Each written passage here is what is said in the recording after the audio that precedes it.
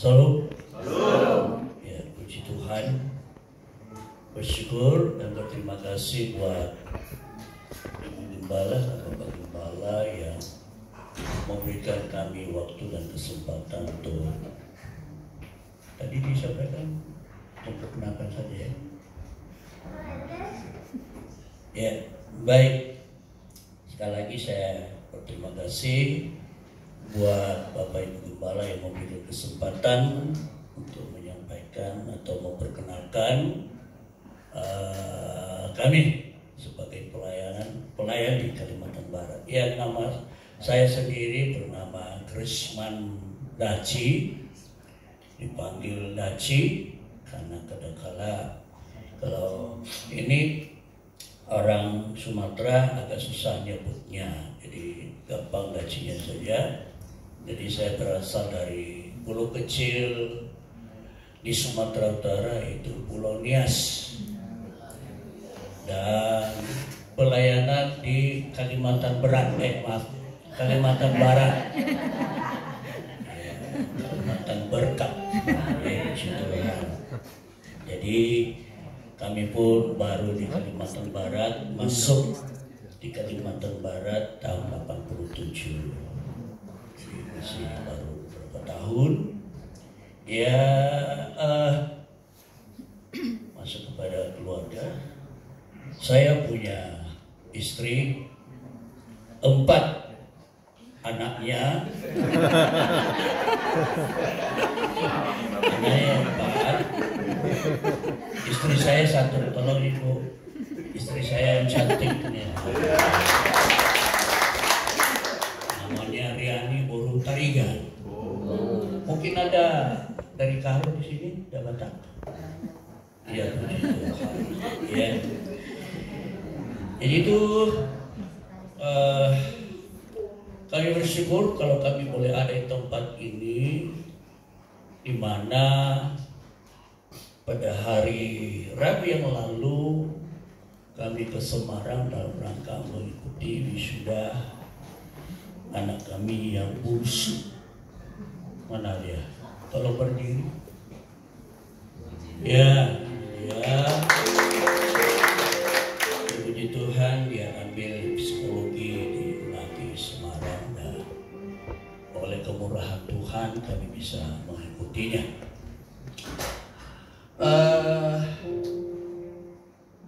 Saya mau mulai dari mana lagi? Ya, masuk di Kalimantan Barat itu memang penuh perjuangan. Tidak kurang juga seperti di sini ya. Waktu saya masuk pertama di Kalimantan Barat itu ada Pak Ajuk di sini yang panggilan gayanya Pak Ajuk ya. Ya, tentu dia tahu itu kalau salah-salah mandau terbang di Kalimantan Barat. Nah, perintisan ada belasan perintisan yang Tuhan percayakan kepada saya, dan tidak pernah ada perintisan yang tidak ada ancaman mandau di leher. Tapi oleh kemurahan Tuhan, kalau sampai saat ini sejak tahun 87, hari ini tahun 2023, saya boleh ada karena anugerah Tuhan. Seperti saya sebut tadi, kami ada di Kalimantan Barat. Banyak teman-teman mengatakan bahwa Kalimantan Barat, Kalimantan berat.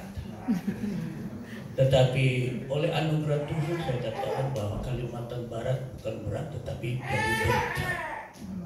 Amin. Kenapa saya katakan demikian? Ya, saya katakan tadi kehadiran kami di tempat ini, di mana hari Rabu lalu kami di Semarang, dan setelah itu kami punya kesempatan ya anak-anak mengajak untuk ya sudah di Pulau Jawa kita rekreasi lah, pergi ke Bandung, di Lembang ya.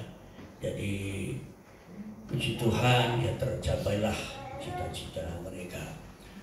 Saya katakan tadi ya kalau dibilang berat ya memang berat.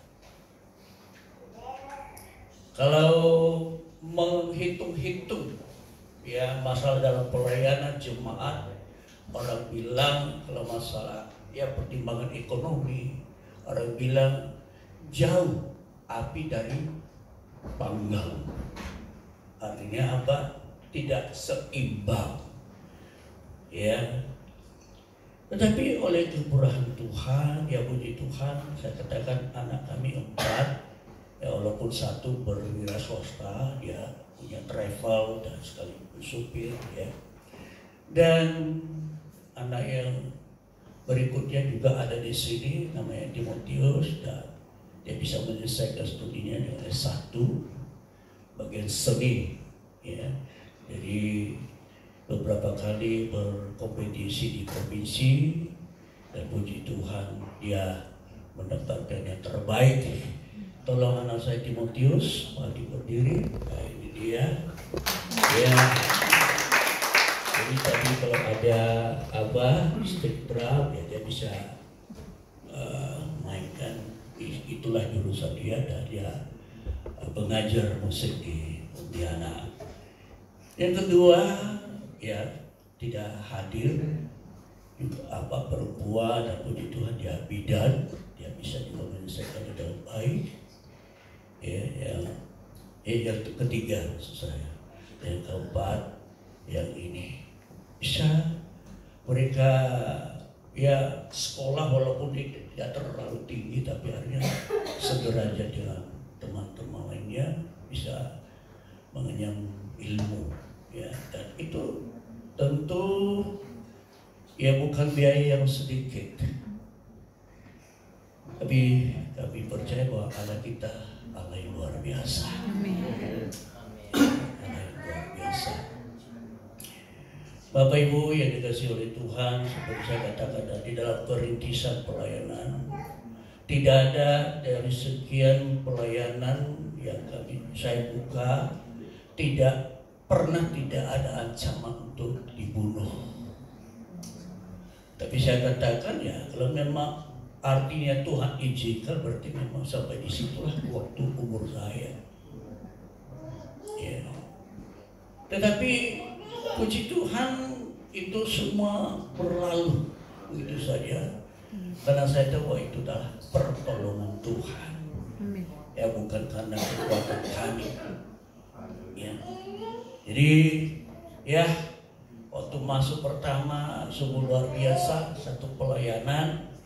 Ya nanti mohon Pak Ajub bisa protes kalau apa yang saya katakan ini salah. Ya ada satu pelayanan saya agak daerah gunung, dan pertama sekali saya ke sana, dan puji Tuhan mereka menyambut saya dengan yang namanya pakasam. Ya, tahu pakasam ya? Pakasam itu terbuat dari ikan yang bisa mereka buka kolam kalau di sana pegung, ya. Kalau mereka dapat ikan banyak, dan untuk membuat awet ikan itu dimasukkan di tempayan, ya ditutup sampai hancur gitu ya. Dan itulah kebanggaan untuk menyambut tamu di daerah ini. Dan jadi saudara dikasihi Tuhan, ya namanya pakasam ya mau dibilang dibusukkan gitu, dan memang itu yang manis, yang enak ya karena memang udah biasa. Tapi setelah saya makan, ya harus saya setengah tutup hidung, pelan, agak ini. Dan puji Tuhan, saya Tuhan tolong. Lalu karena memang rumah mereka, ya maaflah, lantainya terbuat dari bambu yang dibelah-belah. Karena sudah 6 waktu saya makan, tiba-tiba ada orang lewat mau ke sungai. Saya bilang, itu mau kemana ibu itu? Begitu mereka katakan, itu sisa saya taruh di bawah lewat lubang lantai itu sudah. Dan ya puji Tuhan, akhirnya, mereka bilang, senang ya? Iya, enak. Tambah lagi, oh udah cukup. Nah, puji Tuhan saya bisa melewati itu, ya, dan akhirnya setelah itu ya saya bisa belajar makan apa saja. Ya, yang nggak pernah makan di Sumatera, ya tapi mungkin di sini udah biasa rebung ya. Ya, rebung dari bambu. Kalau kata orang Amerika, dia tanya itu apa? Terbuat dari mana? Anak bambu. Wih, anak bambu enak, apalagi induknya. Ya. Saudara dikasih Tuhan, ya terlalu banyak pengalaman. Tahun 2000 yang lalu sebenarnya saya sudah tak bisa bertemu dengan Bapak Ibu. Ya, satu peristiwa di mana saya sedang meratakan tanah gereja karena memang begini, lalu saya foto. Udah mau selesai, ya saya angkut pakai gerobak dorong itu, teman saya cangkul. Begitu dia cangkul, itu dinding roboh. Dan ya saya terkubur hidup-hidup. Ini setengah badan masuk ke gerobak, ekor di luar. Itu kurang lebih 10 menit dia usahakan korek tanah itu, dan saya tidak bisa menarik nafas lagi. Saya hanya Tuhan tolong. Waktu diambil sudah dikasih Tuhan, saya tidak bisa duduk, nah, apalagi berdiri, tidak ada tenaga. Akhirnya diangkat bawa ke rumah sakit. Nah, setengah jam di rumah sakit tidak diapa-apakan, semakin sakit. Lalu saya bilang sama istri, tolong diusahakan bagaimana dipindahkan. Dirujuk, dibawa ke rumah sakit namanya Sorokam, ya saudara tahu. Diperiksa, akhirnya diambil satu keputusan harus operasi. Nah, waktu itu ya tahun 2000, paginya istri saya dapat, waktu itu masih masa zaman Wesel, ya pengiriman duit. Istri saya dapat uang 100.000. Yang diminta harus disiapkan 500.000. Dan karena tidak ada, istri saya pun bingung dari mana duit, cuma 100.000 yang ada. Tiba-tiba ketemu ya seorang dokter, kebetulan juga suaminya orang Nias. Lalu ketemu dia kenal, ibu kenapa? Nah, ini bapak mendapatkan musibah. Terus gimana? Mau dioperasi tapi biaya kurang, harus yang 500.000 baru dilakukan tindakan operasi. Oh begitu, dia langsung hubungi bagian admin. Lalu dia katakan kepada dokter, tolong lanjutkan tindakan. Akhirnya ya dioperasi dan ternyata usus saya pecah. Dan dokter mengatakan kalau lama sedikit lagi ya kita nggak tahu apa yang terjadi. Artinya apa? Kalau lambat nanti innalillahi wa inna ilaihi raji'un. Tetapi puji Tuhan, saudara dikasih Tuhan, proses demi proses akhirnya bisa pulih ya, sampai saat ini seperti Bapak Ibu ketahui. Itu karena anugerah Tuhan. Ya. Jadi memang pelayanan saya katakan tadi awal-awalnya berat, dan memang banyak hamba Tuhan pergi ke sana pulang karena ada satu hal yang banyak membuat hamba Tuhan tidak betah.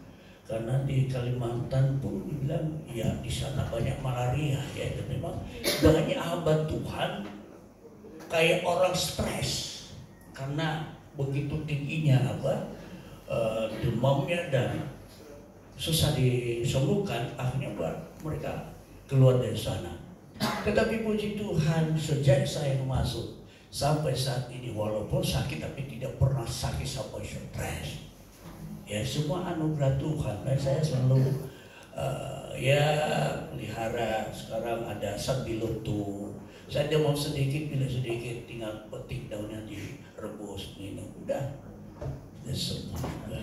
Ya, dan saya percaya itu karena anugerah Tuhan. Sebab itu Bapak Ibu, mari tentu di mana saja kalau namanya pelayanan pekerjaan Tuhan, bukan pekerjaan Tuhan kalau tidak ada hambatan, bukan pekerjaan Tuhan kalau tidak ada tantangan. Yesus saja disalib loh. Apalagi pekerjaan kita yang kita layani Tuhan, tentu banyak tantangan. Tetapi firman berkata bahwa bila kita tetap kuat, tidak goyah dalam pekerjaan Tuhan, firman Tuhan berkata bahwa persekutuan kita dengan Tuhan tidak sia-sia. Amin. Amin. Jadi saya pikir itu saja. Saya mohon izin ya, supaya keluarga saya bisa hadir. Mari kita akhiri kesaksian ini dengan satu pujian. Istri saya, anak saya, dan kebetulan juga anak saya punya keluarga, dan ini besan saya yang tadi mimpi doa pembukaan tadi. Ya, mari kita semua. Iya, dia punya kesibukan sendiri. Ya, hidup ini ada kesempatan.